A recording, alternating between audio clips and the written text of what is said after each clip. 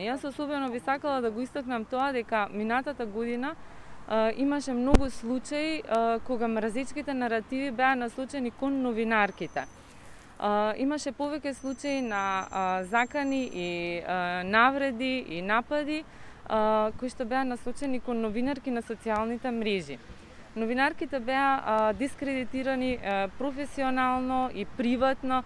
Тоа беа притисоци насочени кон нив, меѓутоа и кон медиумите во кои што работат. Што се однесува до фактот што повеќето нападнати новинари се новинарки, жени, не сум воопшто изненадена, тоа е нешто што го зборувам и јас, и колешки, и во Македонија, и во други земји со години. Жените се најмалку 2 пати повеќе изложени на напади. Тоа е и општествен проблем. Во патриархално општество, како што е македонското, се очекува од жената да остане на одредено место.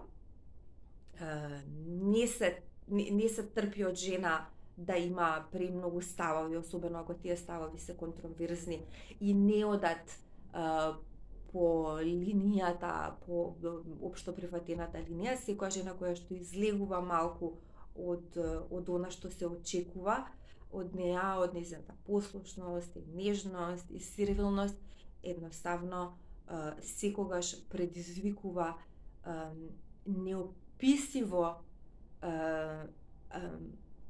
агресивни, бурни и некогаш насилни коментари. Јас со години, еве лично бев предмет на напад од еден така наречен водител, не поради мој текст кој што сум го напишала, туку првично беше дали сум била мажена, па потоа ќе се омажам, па дали сум се здебелила, па дали мислам тоа одеше до недоглед. И тоа е нешто што прави голема штета не само врз мојот углед и достоинство, туку мислам дека многу повеќе го погодува семејството, оние што читаат. Навистина не е многу непријатно за жена и за било кој да се гледа по социјалните мрежи кога се дисквалификува било кој човек на таков начин. Моето искуство може делумно до некаде да го потврди тоа дека и жените новинари се нападнати, да.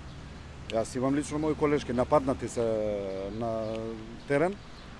Меѓутоа јас нека не биде гледање од моја перспектива само, меѓутоа некои податоци покажуваат дека првата цел на напад е снимателот. Затоа што веројатно некоја психологија игра во другата страна и он гледа дека има камера и снима нешто, па мора да биде тој кој што ќе биде неутрализиран за некоја негова замисла. Сметам дека повеќе се работи за личен став и лична позиција и секој поединец, без разлика дали е маж или жена, треба да се постави професионално, да се води од тоа и мислам дека никој од нас не би имал проблем. Во секој случај, жените се понежни, поранливи се, веројатно и на тие што се напаѓачи, тие им изгледаат и побеспомошни, меѓутоа во мојот случај ете не се покажа. Така, значи јас бев храбра, немав проблем да го побарам напаѓачот и лично да се соочам со него.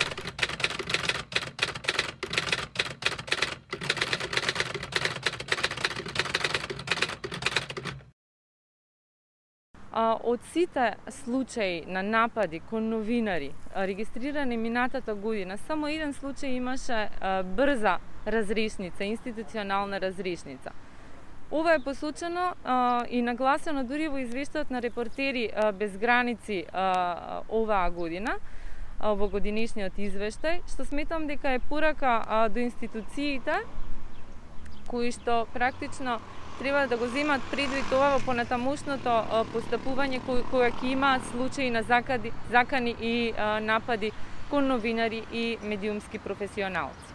Ние во истите измени на кривичниот законник предвидуваме и зајакнување на заштитата на родовата еднаквост и на жените, бидејќи дел од идејата за измена на кривичниот законник е да биде изменет тој сега во делот на заштита и зајакнување на заштитата на новинарите, но исто така и заштитата на жените преку имплементација на Истанбулската конвенција.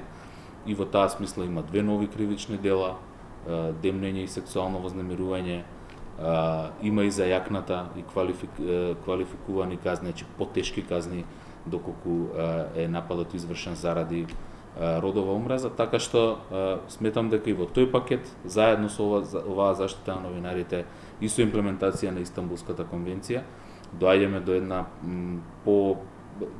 едно ново ниво на стандарди и една посилна заштита на новинарите и на новинарките, се разбира, на жените новинари, како фела и како личности. Таму признавам секаква конструктивна дебата во однос на напишан новинарски текст, без разлика дали станува збор од жена или од маж новинар, меѓутоа се што оди надвор од тие рамки, односно на секаква дисквалификација на личноста, сметам дека мора да биде санкционирано на еден или на друг начин.